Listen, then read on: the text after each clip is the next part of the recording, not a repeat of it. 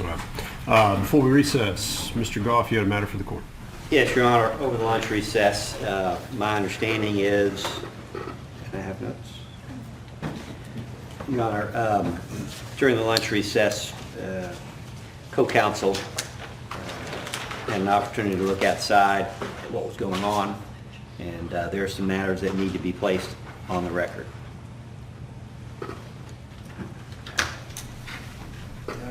Go ahead and get this out.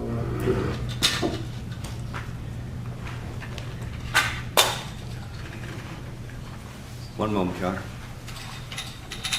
Sorry, Mr. Goff. No, you're good. You're good. I'm not using any of that stuff. Your Honor, protesters, whether they were the Black Panther group or some other group, were behind the barriers in front of the courthouse. There was a truck carrying a coffin with the names of the defendants on it. At least one of these groups, I believe it was the Black Panther group, is referenced in the motion filed this morning that their specific objective was to influence the proceedings in this case. I don't know whether they intended to scare the defendants, but I have co-counsel with a small child who was scared to death. Large weapons, apparently automatic weapons, were seen outside the courthouse. And, you know, given everything else that's already transpired in this case, we believe at this point that it's appropriate for us to renew the motion for mistrial. This court has gone to great lengths to give these defendants a fair trial. But the security precautions that were in place, despite the sheriff's best efforts and your Honor's best efforts, we've now got people claim to be violent driving around the courthouse with coffins with our clients' names on them with semi or fully automatic weapons. I mean, I'm not sure that this is no longer a figurative mob. This is a literal mob. And inevitably the proceedings, despite best efforts are tainted, we would move for mistrial. Anything more remaining defendants?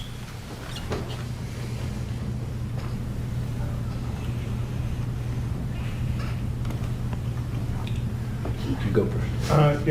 Our position again is if the jury has been exposed to it, yes, we would be gravely concerned and we would need them to let the court know that they've seen it and it's had any influence on them.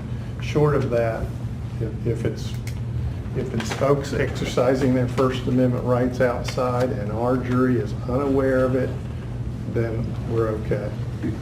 And I would agree with Mr. Hogue. That's what I was going to say.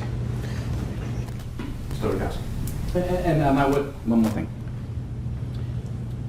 To make sure in this most important trial that the jurors are not being exposed to these matters, I would ask the court to affirmatively question them altogether, to remind them, to bring it to your attention or the court deputy's attention if they have encountered it or been contacted in any way.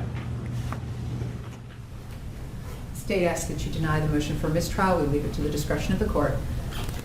Yeah, the court's again denying the mistrial. I've indicated previously and mentioned to counsel that I agree with the concern that is out there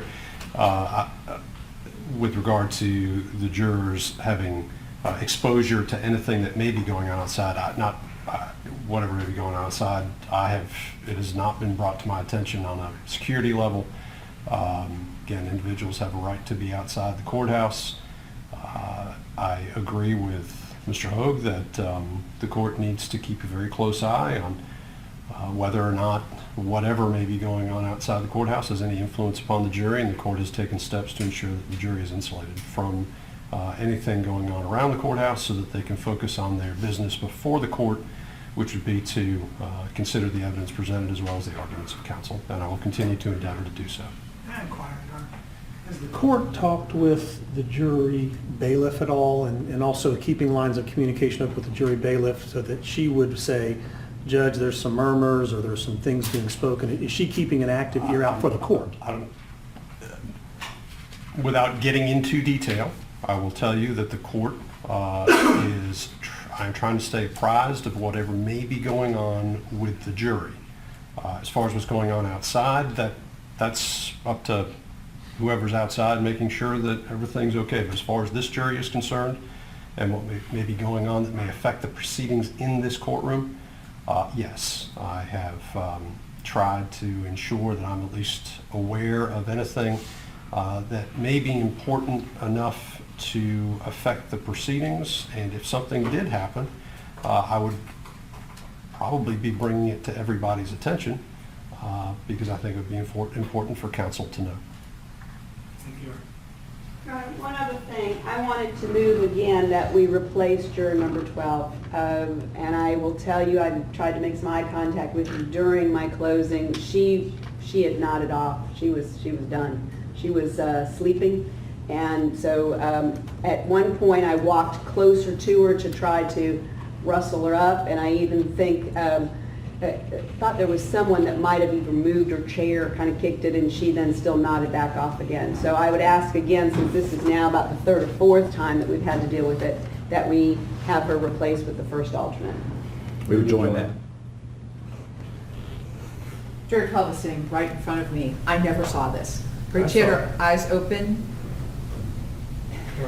So Ms. Duncan's talking about what she saw, so let's This let is her what I finish. saw. And I was facing Ms. Hogue while she was talking, but I was very closely watching the jurors. And juror 12 was right in front of me. I did not see her nod up. I didn't see her close her eyes at all. I saw her actively paying attention to this. That is what I saw. I will again start focusing on juror number 12, where I think is sitting close to the bailiff now, and make sure.